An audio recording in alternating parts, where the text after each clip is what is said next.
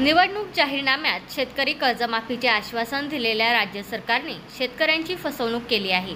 या सरकारवर फसवणुकीचा गुन्हा दाखल करा अशी मागणी स्वाभिमानी शेतकरी संघटनेचे जिल्हा अध्यक्ष प्रभाकर बांगर यांनी केली। प्रहार संघटनेचे अध्यक्ष बच्चू कडू यांच्या उपोषणाला पाठिंबा देण्यासाठी तसेच शेतकरी कर्जमाफी व्हावी या मागणीसाठी स्वाभिमानी शेतकरी संघटनेच्या वतीने मनसर येथे पुणे नाशिक महामार्गावर रास्ता रोको आंदोलन करण्यात आले।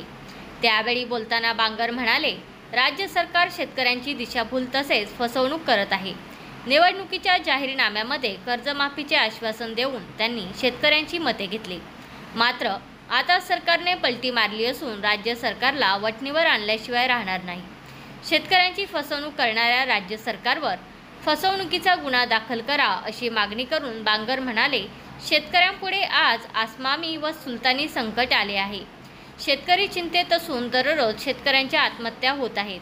अन्नदाता शेतकरी जगला नाही तर दुनिया काय खाईल असा सवाल करून केवळ शेतकऱ्यांना देण्यासाठी सरकारकडे पैसे नाहीत, आम्ही त्यांना सळो की पळो करू सोडल्याशिवाय राहणार नाही। बच्चू कडू यांच्या आंदोलनाला आमच्या सगळ्या संघटनांचा पाठिंबा आहे। स्वाभिमानी शेतकरी संघटना पूर्ण ताकदीनिशी कडू यांच्या सोबत असून शेतकऱ्यांना कर्जमाफी मिळावी या मागणीसाठी आंदोलन करत असल्याचे बांगर म्हणाले। यावेळी वनाजी बांगर, प्रकाश कोळेकर, संतोष पवार, तुकाराम गावडे, भालचंद्र बोठे, प्रमोद खांडगे, संजय पालेकर, संग्राम गायकवाड, संजय डोके आदींसह कार्यकर्ते उपस्थित होते। छत्रपतींचे वारसदार आहे आणि म्हणून स्वतःच्या खिशाला पदरमोड करून स्वतःचं पेट्रोल घालून आज ही सगळी मंडळी या ठिकाणी आलेली आहे। मी कोणाला चहा सुद्धा पाजलेला नाही। जी दर्दी मंडळी ती याच्यामध्ये आलेली आहे आणि बाजूनी मजा पाहणाऱ्यांना सुद्धा मला हे सांगायचंय, हा प्रश्न आमच्या एकट्याचा नाही, सगळ्यांचे प्रश्न आम्ही या ठिकाणी रस्त्यावर लढतोय। गांडू सारखं जीवन जगू नका। आपण उत्तर प्रदेशमध्ये शबनम मोशी नावाचा हिजडा आमदार झाला होता, सगळे हिजडे एकत्र आले होते। अरे तुमच्यापेक्षा हिजडे चांगले, नामर्दासारखं जगू नका। एक दिवस मरायचं हे लक्षात ठेवा, छत्रपतींच्या मावळ्यांसारखं लढून मरा, एवढंच सगळ्यांना आवाहन करतो आणि या ठिकाणी थांबतो। जय हिंद, जय महाराष्ट्र। शेतकरी एकजुटीचा, स्वाभिमानी शेतकरी संघटनेचा, अरे एकच गट्टी, कर्जमाफी, कर्जमाफी, अरे या लबाड राज्य सरकारचं करायचं काय? या लबाड राज्य सरकारचं करायचं काय? अरे कोण म्हणतो देत नाही? अरे कोण म्हणतो देत नाही?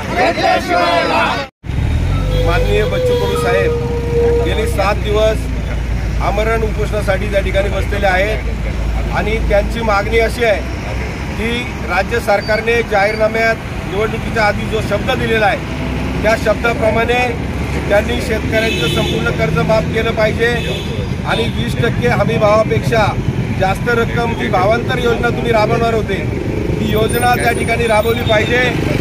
दिव्यांगांच्या मागण्या असतील किंवा सक्तीनं मीटर बसवण्याचा जो प्रकार चालू आहे महावितरणकडून त्या संदर्भामध्ये असेल किंवा काही शेतकऱ्यांना अजूनही 2 महिन्याचं दुधाचं अनुदान त्या ठिकाणी मिळालेलं नाही, या संदर्भामध्ये हा संघर्ष आम्ही या ठिकाणी सुरू केलेला आहे आणि आज रस्त्यावर त्यासाठी आम्ही या ठिकाणी उतरलेलो आहोत। या लबाड राज्य सरकारने आपण जाहीरनाम्यामध्ये दिलेला शब्द या ठिकाणी पाळायचा आहे आणि या ठिकाणी आपण दिलेल्या शब्दाप्रमाणे या ठिकाणी शेतकऱ्यांची कर्जमाफी झाली पाहिजे।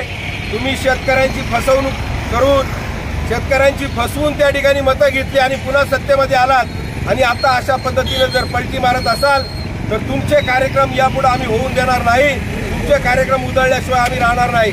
या ठिकाणी एका बाजूला आसमानी संकट आहे आणि एका बाजूला सुलतानी संकट आहे। काल बावनकुळे साहेब त्या ठिकाणी गेले आणि चर्चा केली आणि आता समिती नेमू, अभ्यास करू। अरे तुमच्या समित्या लय झाल्या, तुमचा अभ्यास नाही झाला। लबाडाचं आमंत्रण जेवल्याशिवाय खरं नसतं।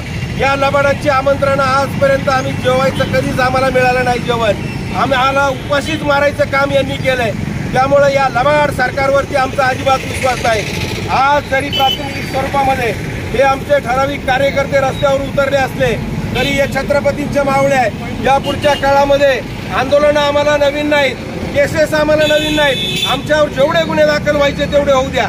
शेतकऱ्यांसाठी जेलमध्ये बसायची आमची तयारी आहे, परंतु या जगाचा पोशिंदा असलेला बळीराजा अन्नदाता जो शेतकरी आहे, ज्याच्या जीवावर सगळे खात आहेत, आज त्या ठिकाणी माजलेत खाऊन, त्यांना थोडी तरी लाज वाटली पाहिजे. तो बळीराजा शेतकरी आज संकटात आहे. दररोज 8 ते 10 शेतकरी त्या ठिकाणी आत्महत्या करताय. याची जरा तरी राज्यकर्त्यांना लाज वाटू द्या. अरे बाजारामध्ये कुठलीही वस्तू जर आपण पाहायला गेलो तर त्या वस्तूचा उत्पादन खर्च काढून त्याच्यावरती टॅक्स धरून त्याचा नफा धरून त्याची किंमत ठरवली जाते. परंतु शेतकऱ्याचा माल मातीमोल भावाने कवडीमोल भावाने त्या ठिकाणी विकला जातोय. शेतकरी आज तोट्यामध्ये शेती करतोय. त्याचा उत्पादन खर्च प्रचंड प्रमाणामध्ये वाढत चाललेला आहे. अरे त्यांनी कशी शेती करायची? त्यांनी लेकरा बाळांना काय खाऊ घालायचं? स्वतः काय खायचं? अरे तुम्ही त्याच्या जीवावर मजा मारता. लाज वाटली पाहिजे तुम्हाला. आणि त्याच्या जीवावर मजा मारून तुम्ही आज स्वतःची पोटं मोठी करतायत. परंतु आज तो बिचारा बळीराजा शेतकरी आज संकटामध्ये आहे, अडचणीमध्ये आहे. त्याच्यावर कर्जाची टांगती तलवार आहे. दररोज शेतकरी आत्महत्या करतायत. त्यांची लेकरं बाळं वनवासी होत आहेत. आमच्या माय भगिनींच्या कपाळाचं कुंकू पुसलं जात आहे. एका बाजूला लाडकी बहीण सारखी योजना राबवायची आणि दाजीला आत्महत्या करायला लावायची, औषध घ्यायला लावायचं, आणि बहीण मात्र रांडकी करायची. अरे लाज वाटली बाई भाड खाऊन तुम्हाला शरम वाटली पाहिजे. सत्तेत बसण्याचा या हरामखोरांना नैतिक अधिकार नाही. या लबाडे आता बंद करा.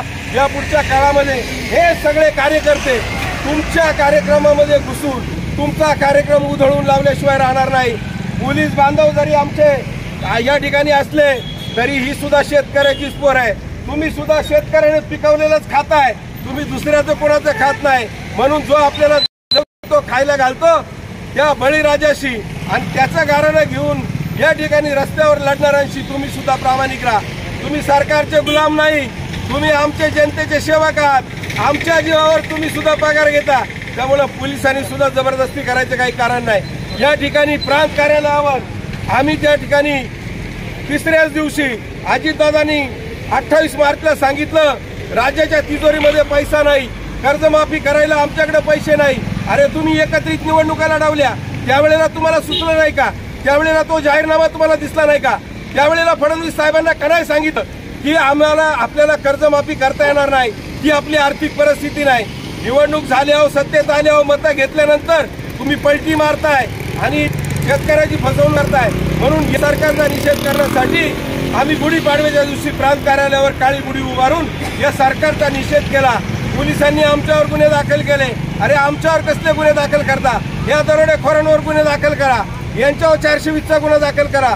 यांनी तमाम शेतकऱ्यांची फसवणूक केलेली आहे. यांच्यावर फसवणुकीचा गुन्हा दाखल करा. खरे गुन्हेगार ते आहेत, आम्ही नाही. आमच्यासारख्या निष्पाप शेतकऱ्याच्या पोरांवरती तुम्ही गुन्हे दाखल करता. हा पोलिसांकडून देखील अन्याय आहे. सरकारचे गुलाम असल्यासारखे वागू नका. शेतकऱ्याची पोरं आहात तुम्ही. शेतकऱ्याची बाजू घ्या. एक दिवस अन्न करता सगळे तडफडून मरतील. तेव्हा शेतकरी काय आहे ते तुम्हाला कळल्याशिवाय राहणार नाही. अनेक प्रश्न आहेत. दुधाचं अनुदान अजून शेतकऱ्यांना मिळालं नाही. 7.5 HP वरच्या शेतकऱ्यांना सुद्धा या ठिकाणी वीज बिल माफी कृषी पंपांना झाली पाहिजे. मीटरचं सक्ती चालू आहे. अदानीला महावितरण कंपनी यांनी चालवायला दिलेली आहे. तो अदानी आमच्यावर अन्याय करतोय. सक्तीने ते स्मार्ट मीटर बसवले जात आहेत आणि वीज ग्राहकांची लूट करण्याचं काम देखील त्या ठिकाणी सुरू आहे. या ठिकाणी सगळ्यांना मी जाहीरपणाने सांगितलंय, मीटर बसवून देऊ नका, कारण तो आपला अधिकार आहे. कायद्याने तो आपला अधिकार आहे. त्या ठिकाणी कुठला मीटर बसवायचा हा ग्राहकाचा अधिकार आहे. ही सक्ती अजिबात चालणार नाही. त्या ठिकाणी देखील या गोष्टीला कडाडून सगळ्यांनी विरोध करा. दुसरी महत्वाची गोष्ट म्हणजे आमचे दिव्यांग बांधव आहेत. त्यांच्यासाठी देखील बच्चू कडू साहेब त्या ठिकाणी सुरुवातीपासून लढत आहेत. त्या दिव्यांगांना देखील त्यांच्या अनुदानामध्ये मानधनामध्ये त्या ठिकाणी वाढ झाली पाहिजे. अशा अनेक शेतकऱ्यांचे गोरगरिबांचे प्रश्न घेऊन आज स्वाभिमानी संघटना या ठिकाणी रस्त्यावर उतरलेली आहे. ठीक आहे, आजचा हा ट्रेलर आहे. लक्षात ठेवा, जर या सरकारला जाग आली नाही तर भविष्य काळामध्ये आमच्या सगळ्या कार्यकर्त्यांचं उग्र स्वरूप यांना पाहायला मिळेल. आणि मी पुन्हा एकदा सांगतो, आमच्यावर शेकडो गुन्हे दाखल करा. आम्ही आजही जेलमध्ये बसायला तयार आहोत. परंतु जोपर्यंत या राज्यातल्या कष्टकरी शेतकरी आणि गोरगरिबाला न्याय मिळत नाही तोपर्यंत स्वाभिमानी शेतकरी संघटना पाठीमागे हटणार नाही. या ठिकाणी माझ्याबरोबर आलेले सगळे हे दर्दी.